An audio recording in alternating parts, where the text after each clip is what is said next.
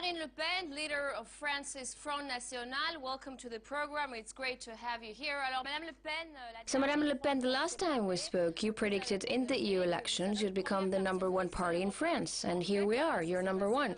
So what's the very first thing you're going to do?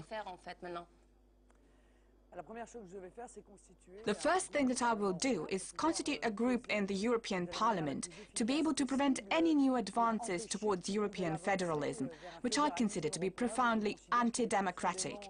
I believe that it goes against the sovereignty of the people and the economic, social and international interest of France. So along with our allies, we will now be able to provide a new voice, different from the one which dominates in the European Union. I will talk a little bit more about the European elections. Now, when you look at the bigger picture, right, the Eurosceptics are in a minority in the chamber, and they aren't even forming a bloc yet. So there wasn't really a global victory, so to say. Why do you think there's so much talk in the press as well of this political earthquake that's taken place? The rules of operation of the European Parliament will oblige the left-wing and right-wing parties of the Parliament, the European People's Party and the Party of European Socialists, to come together to defend their stances against the Eurosceptics. I think it is a moment in history where it will become apparent that there is no right or left wing, that all this is a farce, that in fact they defend the same ultra-liberal vision, the same vision of a federal Europe, the same vision of pursuit of the sovereignty of the people. Maybe we have to go through this so that the people become aware that this left-right fracture that was sold to them is, truthfully speaking, political fraud. Believe me, we saw the faces of the people here in Brussels who saw us come pouring in. I think they believe that our presence will decidedly change the appearance of the European Parliament and evidently of the debates that will take place in the Parliament. So how big is the problem of this Euro commissioners you want to get rid of? Like, has the sovereignty issue gotten so serious? Sovereignty is the foundation of democracy. Without sovereignty, there is no democracy, because having the freedom to cast a ballot in a ballot box is one thing. But if the people you elected with your ballot have no power, because the actual power was transferred to a supernatural body, then we are no longer in a democratic process. And this is exactly what we are currently going through. I think it was in 1957 in the National Assembly, Mendès France said that there are two ways to establish totalitarianism. Either all of the powers are united together, or we transfer all the power to a supernatural body. Well, that's exactly what they did by building the European Union. They transferred the sovereignty of the people to a supernatural body that is not elected, that has no legitimacy, and that imposes its will on the people. This is true for our territorial sovereignty. We are no longer in control of our immigration policy, since with Schengen, all of our borders are open. This is true for the monetary sovereignty, since we are no longer in control of our currency. Our budgetary sovereignty, it has just been transferred to the European Union, but also our legislative sovereignty, since currently 80% of the laws which are voted in the French National Assembly are actually a transcription of European directives. I consider that France is a free country, and it should stay that way. And since we were robbed of all of our liberties, we should fight to get them back from the hands of those who stole them without our knowledge and against our will. Just a little while back, there was talk about the new rising superpower, the European Union. Now, this election showed that the bloc is far from being a universally approved superstate. Will Europe never unite now? Europe is not at stake. It is the European Union that is at stake. Europe exists, and it consists of nations whose wealth lies in their uniqueness, their sovereignty, their freedom, their democracy. So I am for a Europe of nations. I wish that tomorrow we can constitute a Europe that could expand, but to countries that have preserved their sovereignty and that would work together on cooperative projects. This is what works, and this is what I want to implement. But in order to do this, we have to deconstruct this European Union. Not very long time ago, I was talking to a member of an Alternative for Germany party, And he says that he wants to divide the Eurozone into the rich north and the poor south. Do you think this is a solution? No, I think this is utopian. I think that we're trying to stick plasters on structures that was faulty from the beginning. As far as the euro, since it is really about the euro, they want us to make a northern eurozone and a southern eurozone. But in this case, what is the advantage for southern countries to continue to have the euro imposed on them? It would be better if they re-establish their national currency and adapt the level of their national currency to their economy to boost growth, employment and exports. Now, if Germany wants to keep a euro mark zone around their territory, that is their responsibility. If they see their interests there, they are free to do it. But we have no interest in integrating a sub-euro structure. Now, you've also said that you want to defend French interests in the EU against Germany. What are those French interests that German policy is infringing upon? Let things be clear. I am not a Germanophobe. This wouldn't make any sense. I cannot be mad at Germany for defending their interests. I simply find that their interests are divergent from ours. It is that simple. I criticize the French leaders for not defending France's interests and for defending Germany's interests. For example, in the case of the euro, we can see that the euro was created for and by Germany. The euro is custom-tailored, but in a way that fits only Germany and not any other country of the European Union. I want something tailored for me, and for this I want a national currency, especially since currency is a part of sovereignty. There, one currency, one country. This is the way that 95% of the countries in the world function, by the way. If tomorrow we go back to our national currencies, German marks would be overvalued compared to the euro. Our new francs would be devalued compared with the euro. We would therefore benefit, and Germany would be at a loss. Currently, Germany is profiting from the euro, since they have a currency which is structurally devalued, which gives them a considerable competitive advantage. So, this European Union has fallen under the domination of Germany, since Germany has managed to impose its views on all of the other countries, and we end up martyrs. From the point of view of the economy, of employment, of society, we have suffered a considerable loss in the last few years, and I will not continue to accept the suffering of the French people to placate Madame Merkel. And obviously you're not a big fan of the austerity policies that, in your opinion, are ruining Europe. But what else needs to be done to combat the debt crisis? Surely not to do this in any case, because the austerity policies that have been implemented have shown not only their injustice, but their futility, their inefficiency.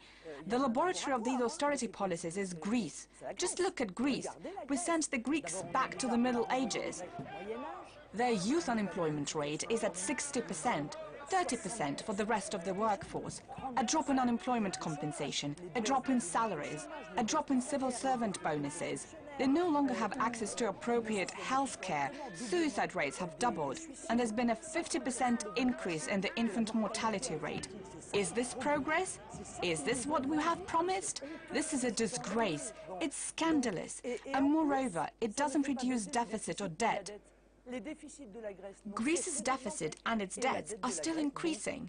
This is why I say that the austerity policies are both inefficient in attaining their objectives, which is reducing deficit, but they're also profoundly unjust and almost inhumane.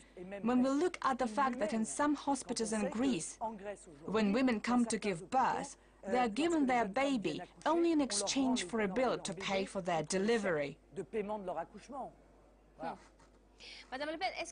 Who would you want to see as the head of the European Commission? I completely don't care. They're all interchangeable. This is a legend for yuppies and for Europhiles. We tell them, look, Juncker, etc., while in reality they are all the same, completely the same. The president of the Commission as the warden of the prison, that's it. But he is there to enforce the application of the rules. So whoever the warden is, he will apply the rules inside the prison. This is exactly what the head of the Commission does. What counts is who will best apply the ultra-liberal policy, the transfer of sovereignty, the expansions they want to impose on various European populations, the signature of the transatlantic treaty with the United States, which we formally contest and which we will fight tooth and nail. Ok, merci beaucoup. On prend une petite pause. We're going to take a short break right now. We'll be back with Marine Le Pen, leader of France's National Front, to talk about the foreign dimension of EU policies and what she thinks needs to be changed. Stay with us.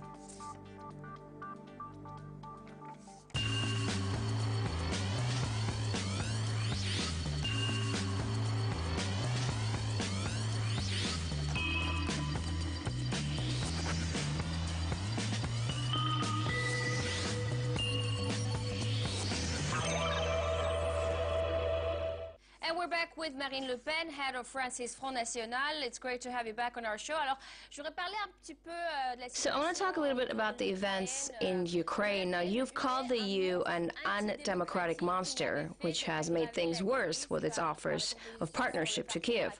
How exactly? De quelle façon est-ce qu'ils ont aggravé tout ça? Listen, obviously when the European Union made this partnership proposal to Ukraine, this basically meant a rupture of their relationship with Russia. It was a kind of blackmail that could only fuel the divisions of Ukraine, since we know that within the country there are citizens in the east which look towards Russia and some in the west which look towards the European Union. We were well aware of this, and fueling these divisions was obviously putting in place conditions for a danger of civil war. So the European Union started the initial fire, and since then has only aggravated the situation via threats, blackmail and sanctions, which we can clearly see do not contribute to bringing everyone to the table to find a peaceful and reasonable resolution to this conflict.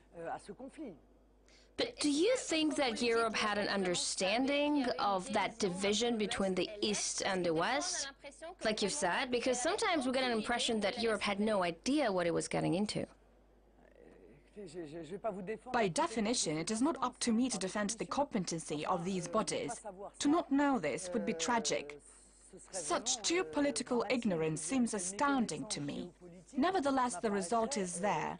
The European Union did not play the role that it could have played, and it contributed to aggravating the situation. What is really a shame is that countries like France no longer have a diplomatic voice, because here is a conflict in which France, if it had kept a strong political voice, a balancing voice like the one I wanted to recover, it could totally manage to overcome these difficulties. The diplomacy of the European Union is a catastrophe, and not only in Ukraine. Each time the European Union participates on the global stage, it is usually either to create a problem or to aggravate it. And as far as the sanctions go against Russia, do you think it's a sign that the EU's foreign policy is subordinated to the US? How far do you think they will take those sanctions?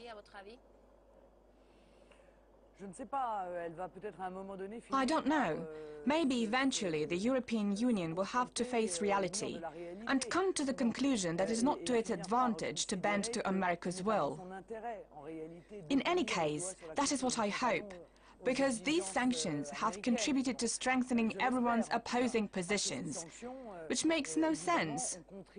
We were completely aware of the fact that Russia, faced with these sanctions, wouldn't say, "Oh well, if it's going to be like that, no problem, do what you want." That doesn't make any sense. The sanctions that were imposed, including those imposed on Russian deputies and even the president of the Duma, which are even more problematic, are a rupture in historical traditions on a diplomatic level. Generally, we do not sanction deputies because they are the expression of the people. So I'm under the impression that there are no more rules except maybe the ones imposed by the United States, which once again defend their own interests. But their interests are not ours. Can Ukraine ever become an EU member, and do you think it should? Obviously not. Obviously not. Once again, here, when the European Union promised to let Ukraine become part of it, it clearly contributed to the exacerbation of tensions within Ukraine. Ukraine will not become part of the European Union. We won't tell tales. Ukraine absolutely doesn't have the economic level to become part of the EU. And once again, it is a long way down the list. I'm opposed to any new expansion. So I say this with no judgment whatsoever. I feel friendship towards the Ukrainians, so I wouldn't invite my friends to the table of nightmares. I want to leave the European Union. I can't invite them to join. But also, the economic levels of Ukraine are so low compared to ours on a social level. So it would be once again an intra-European competition, which would be insurmountable for our country. I think their average salary is around 300 euros. You can imagine that we would face competition that will once again exacerbate economic and social tensions within the European Union. So I think it is a lie. It is a promise that we knew full well we would not keep. Now, the G7 condemned Russia for the situation in Ukraine and vowed more sanctions. So I'm just wondering, why are Western leaders calling on Russia and on Putin to end the violence? And not the government in Kiev. I mean, they do have a newly elected president right now. So why not ask him and the government?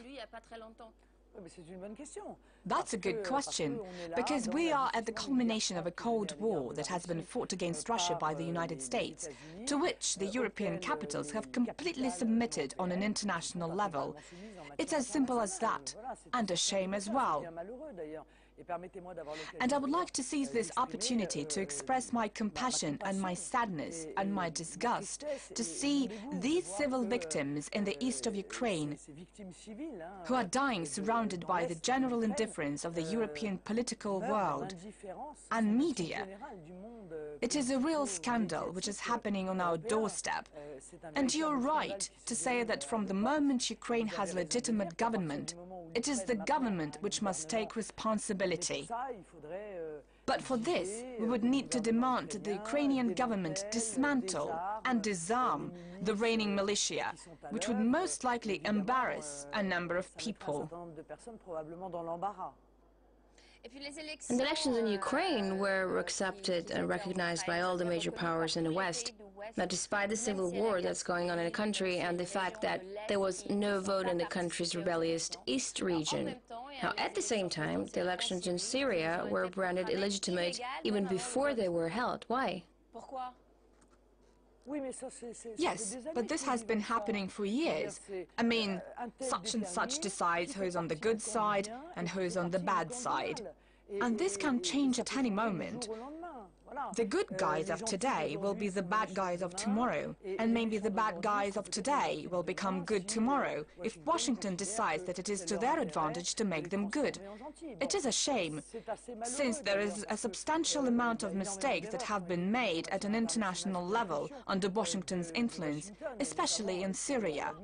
We were the only ones among the French political parties to oppose intervention in Syria, the first and only ones who, from the beginning, said that we were arming Islamic fundamentalists who would, if they did win, implement a reign of terror like they did in Libya. This was once again because of us. We helped them come to power. This is the American method, the international American method. They defend their interests, or they think that they're defending them, since sometimes they make serious mistakes. What is terrible is that European countries no longer have a say in things. There are no more sovereign nations in Europe that can be the voice of reason for peaceful settlement of conflicts, the voice of balance between different interests of different nations. President Obama said the security of America's European allies is sacrosanct, promising to boost U.S. military deployment and exercises around Europe. Does Europe need this kind of support? To defend ourselves against whom? Well, you know that we are for leaving NATO, for France leaving NATO. We have a Gaullian vision of what international politics must be like. We are for developing our relations with Russia without breaking ties with the United States. We believe that France must maintain its relations with all of the world's great nations. And we do not want to be imposed with a way of seeing things by anybody.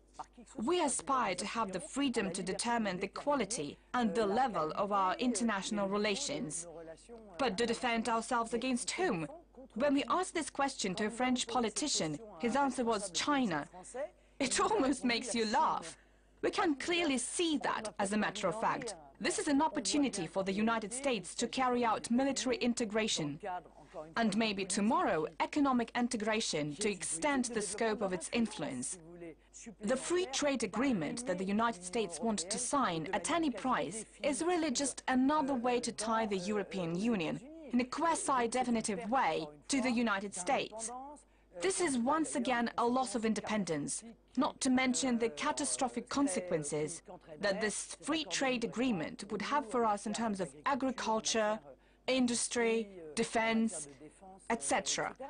So this is much more a geopolitical treaty than a purely commercial or economic treaty. And finally, Madame Le Pen, obviously after your success in the European elections, everyone is wondering if you're going to run for president in 2017.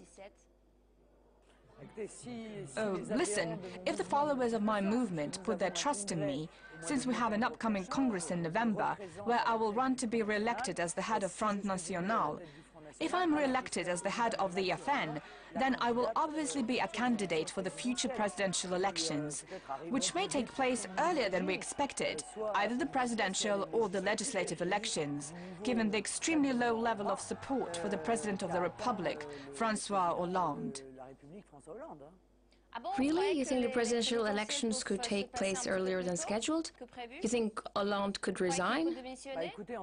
That is what François Hollande's friends say, who have raised the question to figure out how they can hold on for another 3 years while sustaining such heavy losses in all of the elections organized in the meantime, and having just a 16% popularity rating among the French population. I strongly believe in an early dissolution of the National Assembly.